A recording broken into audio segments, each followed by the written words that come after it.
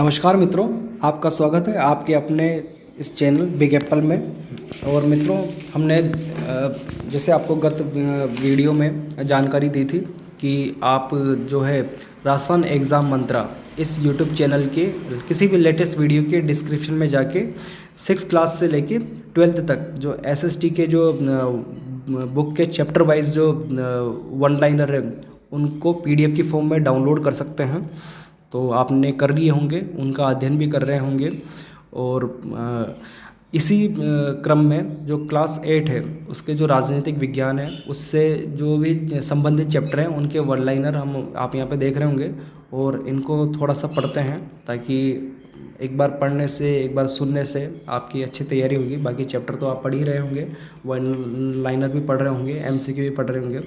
पर कहते हैं ना, सुनने से थोड़ा ज़्यादा, सुनना और देखने से ज़्यादा इम्पैक्ट पड़ता है। तो हम एक बार इनको देखते हैं और आप भी देखिए मेरे साथ। शुरू करते हैं कक्षा 8वीं का जो राजनीति विज्ञान वाला पोर्शन है उसका पहला चैप्टर है समकालीन भारतीय समाज। और इन चैप्टर तो काफ़ी बड़ा है, पर इसमें से वो चीज़ जो आपके रीड में इम्पोर्टेंट है, जो चीज़ रीड में आने से संबंधित है, वही वन लाइनर इन्होंने यहाँ पर लिए हैं। तो उन्हीं का अध्ययन हम कर रहे हैं। तो चैप्टर जो है समकालीन भारतीय समाज, नवा चैप्टर है। देखते हैं इसको। पहला प्रश्न है, जनगणना 2011 के अनुसार भारत के कितने लोग शहरों में निवास करते हैं? 31.16%। जनगणना 2011 के अनुसार भारत में महिला साक्षरता कितनी है? 65.46%।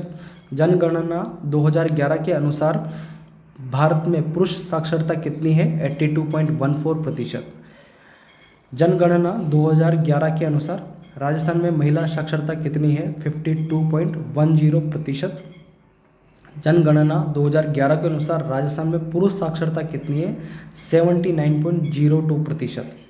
भारत की कुल जनसंख्या का कितने प्रतिशत भाग कार्यशील जनसंख्या, मतलब वो जनसंख्या जिनकी उम्र 15 से लेकर 59 वर्ष के बीच में होती है, तो भारत की कुल जनसंख्या का कितने प्रतिशत भाग कार्यशील जनसंख्या है?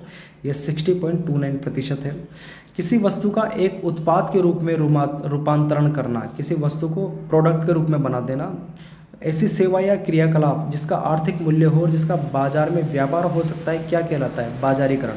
कोई वस्तु है उसको आपने इस तरह के प्रोडक्ट में कन्वर्ट कर दिया कि इसको बेचा जा सके, उसका एक आर्थिक मूल्य निर्धारित किया जा सके। कुछ भी, जैसे आप खेत में टमाटर उगाए और टमाटर को आपने मंडी में लिया है, तो अब वो एक प्रोडक्ट हो गया। अब उसकी एक रेट लगेगी कि भाई 40 रुपये किलो, 50 रुपये किलो। तो ये हो गया बाजारीकरण।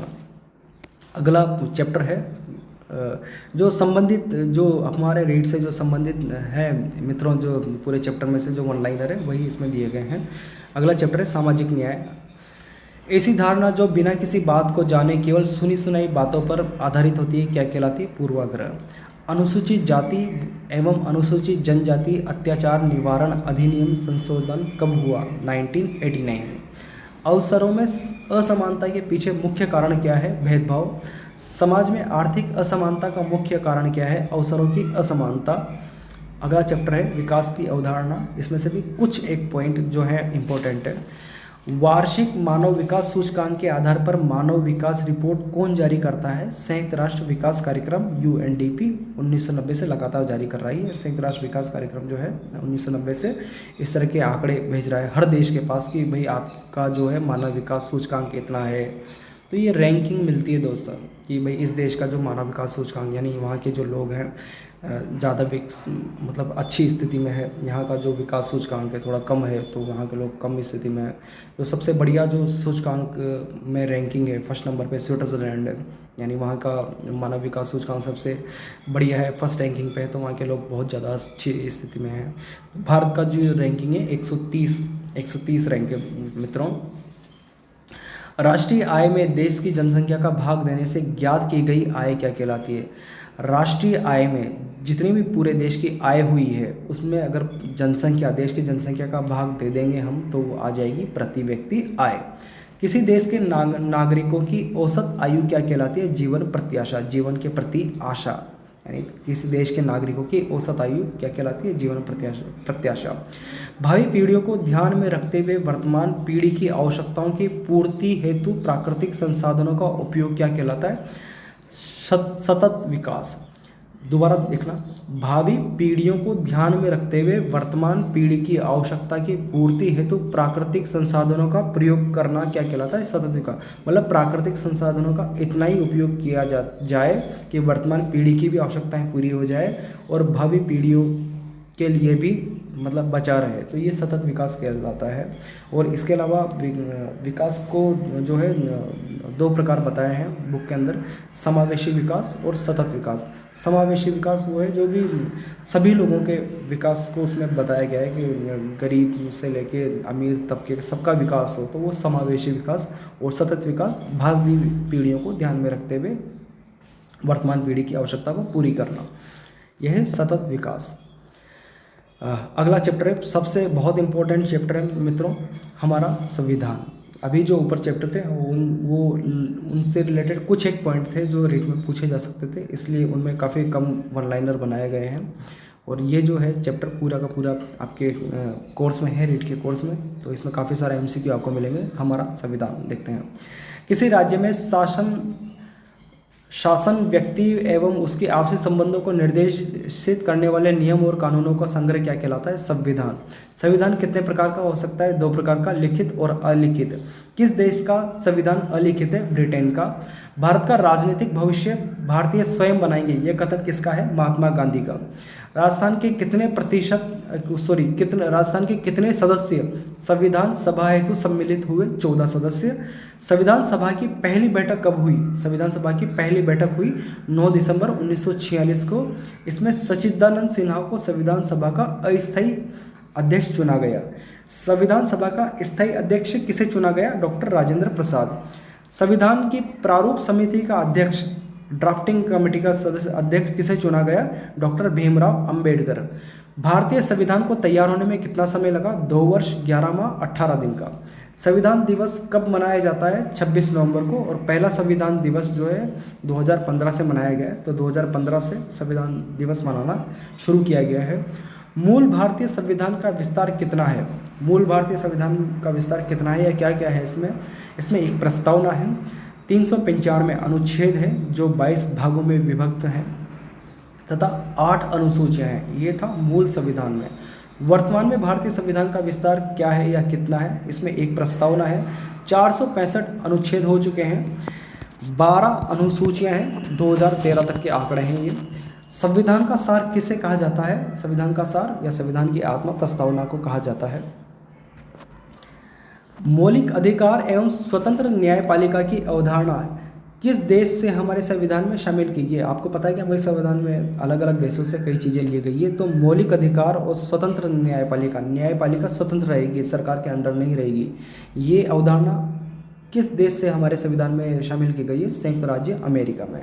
राज्य के नीति निर्देशक तत्व किस देश से हमारे संविधान में शामिल किए गए? आयरलैंड से। भारत की संसदीय व्यवस्था किस देश के संविधान से प्रेरित है? ब्रिटेन से। संविधान द्वारा नागरिकों के व्यक्तित्व के विकास और शोषण से मुक्ति के लिए कितने मौलिक अधिकार दिए गए हैं? 6 मौलिक अधिकार दिए गए हैं। हमारे संविधान में नागरिकों के लिए कितने मौलिक कर्तव्य निश्चित किए गए हैं? 11 मौलिक कर्तव्य निश्चित किए गए हैं। हमारे संविधान में भारत को किस इकाई के रूप में बताया गया है? राज्यों का संघ। संविधान में भारत को किस इकाई के? ये राज्यों का एक संघ है, इसलिए यहाँ पे संघीय सरकार है। संघीय सरकार ऐसी सरकार जहाँ पे स्पष्ट रूप में राज्यों और केंद्र की शक्तियों का विभाजन होता है। सरकार का वह अंग जो कानून बनाता है वह क्या कहलाता है? व्यवस्थापिका। नेक्स्ट चैप्टर है हमारे मौलिक अधिकार व कर्तव्य। किस मौलिक अधिकार को डॉक्टर भीमराव अंबेडकर ने संविधान की आत्मा कहा है? संवैधानिक उपचारों का अधिकार। खुद के लाभ के लिए दूसरों से जबरदस्ती करवाया गया कार्य क्या कहलाता है? शोषण। मौलिक अधिकारों के हनन होने पर न्यायालय की शरण में जाने का अधिकार कौन से मौलिक अधिकार में मिलता है? मौलिक अधिकारों का कोई हनन कर रहा है तो आप न्यायालय की शरण में जाने का अधिकार रखते हैं। तो ये बात किस मौलिक अधिकार के अंतर्गत है? ये किस कानून के अंतर्गत ये है संवैधानिक उपचारों का अधिकार। किस मौलिक अधिकार के अंतर्गत किसी 14 वर्ष से कम आयु के बच्चे से शारीरिक श्रम नहीं करवाया जा सकता? किस मौलिक अधिकार के अंतर्गत किसी 14 वर्ष से कम आयु के बच्चे से शारीरिक श्रम नहीं करवाया जा सकता है? शोषण के विरुद्ध अधिकार। संघीय सरकार। जब किसी देश में शासन की शक्तियाँ राज्यों और केंद्र के बीच में स्पष्ट रूप से विभाजित हो, अभी बताया था मैंने, जब किसी देश में शासन की शक्तियाँ राज्यों व केंद्र के रूप में स्पष्ट रूप से विभाजित हो, उसे क्या कहा जाता है? संघीय शासन व्यवस्था। आपको पता ही है हमारे देश में इसी तरह का है। राज्यों की अपनी शक्तियाँ हैं, राज्यों का अपना सीएम होता है, राज्यपाल होता है, यहाँ की अपनी व्यवस्था होती है, अपनी विधानसभा होती है, कुछ राज्यों में विधान परिषद भी होती है, केंद्र का अपना लोकसभा होती है, सरकार होती है, अपने सदस्य होते हैं, वहाँ की अपनी शक्तियाँ होती है। भारत में शासन का संवैधानिक अध्यक्ष कौन है? उपराष्ट्रपति। शासन का संवैधानिक अध्यक्ष राष्ट्रपति। शासन का संवैधानिक अध्यक्ष कौन है? राष्ट्रपति। संसद की बैठक आयोजित करने व पहली बैठक को सबसे पहले संबोधित करने का अधिकार किसको है? राष्ट्रपति को। संसद की पहली बैठक आयोजित करना, पहली बैठक को सबसे पहले संबोधित करने का अधिकार किसका है? राष्ट्रपति का। हमारी संघीय व्यवस्थापिका कौन है? संसद। हमारी संघीय व्यवस्थापिका संसद है। हमारी संसद के कितने भाग हैं? आपको पता है, लोकसभा, राज्यसभा। लोकसभा में अधिकतम सदस्य संख्या कितनी निर्धारित की गई है? 552। वर्तमान में लोकसभा सदस्य संख्या कितनी है? 545। लोकसभा सदस्य का कार्यकाल कितना होता है? 5 साल का। राज्यसभा का 6 साल का। अस्थायी सदन किसे कहा जाता है? लोकसभा को। ये भंग की जा सकती है। संसद का कौन सा सदन निम्न सदन के नाम से जाना जाता है? लोकसभा। लोकसभा सदस्य बनने के लिए न्यूनतम आयु कितनी निर्धारित की गई है? 25 वर्ष। जो एमपी चुन के जाते हैं लोकसभा में, तो एमपी का चुनाव लड़ने के लिए न्यूनतम आयु कितनी है? 25 वर्ष। संसद का कौन सा भाग उच्च सदन कहलाता है? राज्यसभा। राज्यसभा संसद का कार्यकाल कितना होता है? 6 वर्ष का। राज्यसभा का सदस्य होने के लिए न्यूनतम आयु सीमा कितनी है? 30 वर्ष। राज्यसभा में अधिकतम सदस्य संख्या कितनी निर्धारित की गई है? 250। राज्यसभा की कितने सदस्यों का निर्वाचन होता है? 238 सदस्यों का। बाकी सदस्य जो है मनोनीत किए जाते हैं। संसद के किस सदन को स्थायी सदन भी कहा जाता है? राज्यसभा को। और अस्थायी सदन आपको पता है, लोकसभा को। संसद का प्राथमिक कार्य कौन सा होता है? कानून बनाना। संसद के समक्ष बजट किसके द्वारा प्रस्तुत किया जाता है? कार्यपालिका के द्वारा। राष्ट्रपति के पद हेतु आवश्यक न्यूनतम आयु कितनी है? 35 वर्ष। किसे भारत का प्रथम नागरिक कहा जाता है? राष्ट्रपति को। किस माध्यम से संसद राष्ट्रपति उच्च एवं उच्चतम न्यायालयों के न्यायाधीशों के विरुद्ध कार्रवाई कर सकती है? महाभियोग चलाकर। अगर संसद को राष्ट्रपति से कोई आपत्ति है, राष्ट्रपति के खिलाफ कोई विरुद्ध कोई कार्रवाई करनी है, या जो उच्च न्यायालय हैं या उच्चतम न्यायालयों के जो न्यायाधीश हैं उनके विरुद्ध कार्रवाई करनी है, तो वो ऐसा महाभियोग चला के कर सकती हैं। राष्ट्रपति के कार्यों एवं शक्तियों को कितने भागों में विभाजित किया गया है? 2। सामान्यकालीन शक्तियाँ तथा आपातकालीन शक्तियाँ। देश का दूसरा सर्वोच्च पद कौन सा होता है? उपराष्ट्रपति। उपराष्ट्रपति के पद हेतु आवश्यक न्यूनतम आयु सीमा कितनी है? 35 वर्ष। जितनी राष्ट्रपति के लिए न्यूनतम आयु है उतनी ही उपराष्ट्रपति के लिए है। उपराष्ट्रपति ही वो होता है जो राष्ट्रपति की अनुपस्थिति में कार्य देखता है, तो ऑब्वियसली उसकी आयु उसके समकक्षी रहेगी। चुनाव उसकी आयु जो है उसके समकक्षी रहनी चाहिए। किसे भारत का प्रथम नागरिक कहा जाता है? राष्ट्रपति को। किस माध्यम से संसद राष्ट्रपति, अच्छा कुछ क्वेश्चन रिपीट हो गए हैं मित्रों यहाँ पे। 31वां प्रश्न यहाँ देखते हैं। राष्ट्रपति कितने प्रकार के आपातकाल देश में लगा सकता है? 3 प्रकार के आपातकाल लगा सकता है। युद्ध की स्थिति में, संवैधानिक संकट और वित्तीय आपातकाल। कैबिनेट मंत्री, राज्य मंत्री एवं उप मंत्रियों का सम्मिलित रूप क्या कहलाता है? मंत्रिपरिषद। कैबिनेट मंत्री, राज्य मंत्री व उप मंत्रियों को सम्मिलित रूप से क्या कहा जाता है? मंत्रिपरिषद। केवल कैबिनेट मंत्रियों से किसका गठन होता है? केवल कैबिनेट मंत्रियों का जो समूह होता है वो कहलाता है मंत्रिमंडल। तो प्रश्न बनता है कि मंत्रिमंडल व मंत्रिपरिषद में क्या अंतर है? मंत्रिपरिषद में तो सभी तरह के मंत्री आ गए, केंद्रीय कैबिनेट मंत्री आ गए, राज्य मंत्री आ गए, उप मंत्री आ गए, और मंत्रिमंडल में केवल कैबिनेट मंत्री आ गए। प्रधानमंत्री पद हेतु आवश्यक न्यूनतम आयु कितनी होनी चाहिए? 25 वर्ष। अगला चैप्टर है मित्रों कानून एवं भारतीय न्यायपालिका। तो उसके प्रश्न वन लाइनर देखते हैं।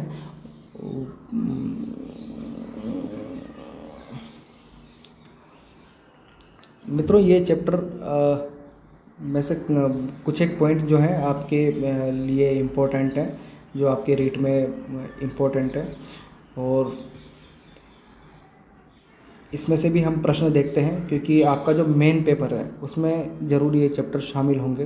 तो अगर आप केवल रीट की तैयारी कर रहे हैं तो यहाँ तक ही इस वीडियो को देख सकते हैं, लेकिन आप अगर जो मेन पेपर है उसकी तैयारी कर रहे हैं तो इसके भी वन लाइनर ज़रूर देख लीजिए, और थोड़ा सा ही टाइम लगेगा। देखते हैं वाहन चलाने के लिए न्यूनतम आयु कितनी निर्धारित की गई है? 18 वर्ष। परंपराओं, रीति रिवाजों व धार्मिक मान्यताओं पर आधारित कानून क्या कहलाते हैं? सामाजिक कानून। विधायिका द्वारा बनाए गए कानून क्या कहलाते हैं? राष्ट्रीय कानून। संप्रभु राष्ट्रों के आपसी संबंधों को संचालित करने वाले कानून क्या कहलाते हैं? अंतर्राष्ट्रीय कानून। सूचना का अधिकार अधिनियम कब बना? 12 मई 2005 को सूचना का अधिकार अधिनियम बना। 12 मई 2005 को ये संसद से पारित करवाया, जिसे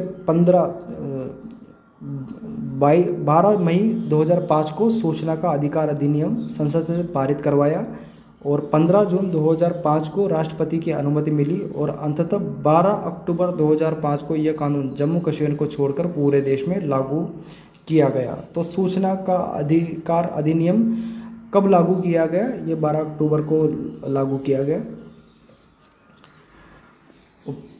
पारित कब हुआ? 12 मई को। राष्ट्रपति की अनुमति कब मिली? राष्ट्रपति की अनुमति मिलते ही ये कानून बन जाता है, तो 15 जून कह सकते हैं। और लागू कब हुआ? 12 अक्टूबर से। हमारे देश में किस प्रकार की न्याय व्यवस्था है? एकीकृत न्याय व्यवस्था। कई बार पूछा गया है हमारे देश में किस प्रकार की न्याय व्यवस्था? एकीकृत व्यवस्था। एकीकृत व्यवस्था से क्या मतलब है? मतलब आप जैसे कोई बात के लिए ज़िले की जो अदालत है वहाँ पे जा सकते हैं। अगर आप वहाँ से संतुष्ट नहीं है तो उसके बाद आप हाई कोर्ट में जा सकते हैं, जो राज्य की अदालत है वहाँ पे जा सकते हैं। आप वहाँ से भी संतुष्ट नहीं है तो आप देश की सर्वोच्च अदालत यानी सुप्रीम कोर्ट में जा सकते हैं। एकीकृत रूप में पहले ज़िले की, फिर उसके बाद ये आपके राज्य की, फिर उसके बाद जो है देश की अदालत में। तो ये इस तरह की जो व्यवस्था है वो एकीकृत व्यवस्था कहलाती है। न्यायपालिका में राष्ट्रीय स्तर पर किसका प्रावधान है? न्यायपालिका में राष्ट्रीय स्तर पर सर्वोच्च न्यायालय या उच्चतम न्यायालय दिल्ली में है, सुप्रीम कोर्ट, उसका प्रावधान है। राष्ट्रीय स्तर पर इसका प्रावधान है सुप्रीम कोर्ट का। सर्वोच्च न्यायालय के मुख्य न्यायाधीश की नियुक्ति किसके द्वारा की जाती है? राष्ट्रपति के द्वारा। और जस्टिन बोबडे भारत के सुप्रीम कोर्ट के 47वें मुख्य न्यायाधीश हैं। सर्वोच्च न्यायालय के न्यायाधीशों के वेतन व भत्ते किस निधि से जारी किए जाते हैं?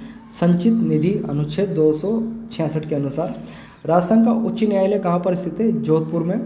राजस्थान उच्च न्यायालय की एक अन्य पीठ, एक अन्य बेंच, राजस्थान उच्च न्यायालय के एक अन्य बेंच कहाँ पर है? जयपुर में। उच्च न्यायालय के न्यायाधीश किस अधिकतम आयु तक अपने पद पर बने रह सकते हैं? 62 वर्ष तक। उच्च न्यायालय के न्यायाधीश की नियुक्ति कौन करता है? राष्ट्रपति। उच्च न्यायालय के न्यायाधीश की नियुक्ति राष्ट्रपति किसकी सलाह से करता है? संबंधित राज्यपाल व सर्वोच्च न्यायालय के न्यायाधीश की सलाह से करता है। राज्य में ग्राम न्यायालय की स्थापना किस एक्ट के तहत की गई है? ग्राम न्यायालय एक्ट 2008 के तहत। राज्य का पहला ग्राम न्यायालय कहाँ खोला गया है? बस्सी, जयपुर में। अपने अधिकारों की रक्षा के लिए न्यायालय में प्रार्थना करना क्या कहलाता है? याचिका। निचली अदालत के फैसले के विरुद्ध ऊपरी अदालत में पुनः विचार हेतु जाना क्या कहलाता है? अपील करना। अगला है मित्रों चैप्टर राष्ट्रीय सुरक्षा। ये भी आपके रीट में नहीं है, तो कुछ एक पॉइंट हैं जो रीट की दृष्टि से ही महत्वपूर्ण है, और मैंने जैसे आपको बताया जो आपका सेकंड पेपर है उसमें ज़रूर ये शामिल हो सकता है, क्योंकि जो आपकी पाठ्य पुस्तक है उससे संबंधित 120 नंबर का जो 120 नंबर आपकी पाठ्य पुस्तकों के प्रश्नों को ही दिया गया है आपके सेकंड पेपर में, तो इम्पोर्टेंट है, चाहे तो आप देख सकते हैं। किसी राष्ट्र निर्माण के लिए कितने तत्वों का होना आवश्यक है? 4 तत्वों का। भूमि, जनसंख्या, संप्रभुता, सरकार, तभी जाके मिलके कोई राष्ट्र बनता है।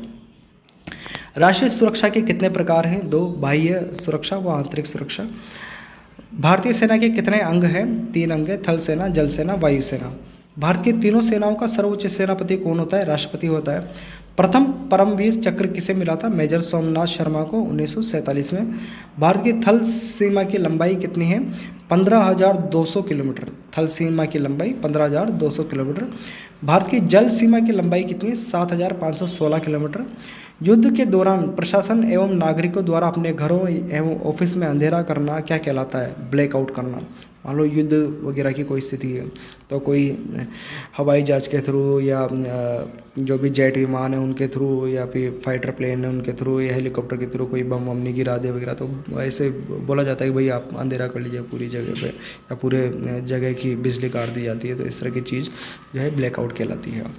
सैन्य शिक्षा प्राप्त करने के लिए विद्यार्थी किससे जुड़ सकते हैं? एनसीसी या स्काउट एंड गाइड। तो ये आप स्कूल या कॉलेज के दिनों में इन चीज़ों से जुड़ सकते हैं, तो वहाँ पे आपको सैन्य शिक्षा प्राप्त होती है और आगे जाके आपको अगर सेना वगैरह में भर्ती होते हैं तो वहाँ पे बेनिफिट मिलता है। तो मित्रों यही तक था राजनीति विज्ञान। आपके सभी चैप्टर के जो वन लाइनर हैं हम लोगों ने देख लिए हैं और अगला वीडियो जो है वो आपके कक्षा 8th के जो इतिहास वाला पोर्शन है उससे संबंधित आने वाला है। तो हमारे साथ लगातार बने रहिए, देखते रहिए बिग अप पहल चैनल को। और आपको रेट की बहुत बहुत शुभकामनाएं। बहुत अच्छा पेपर करें, बहुत अच्छी तैयारी करें, फिर से यही कहना चाहूँगा। तो धन्यवाद मित्रों, आपका सहयोग बना रहे। वीडियो को लाइक कर दीजिए, चैनल को सब्सक्राइब कर दीजिए और धन्यवाद मित्रों।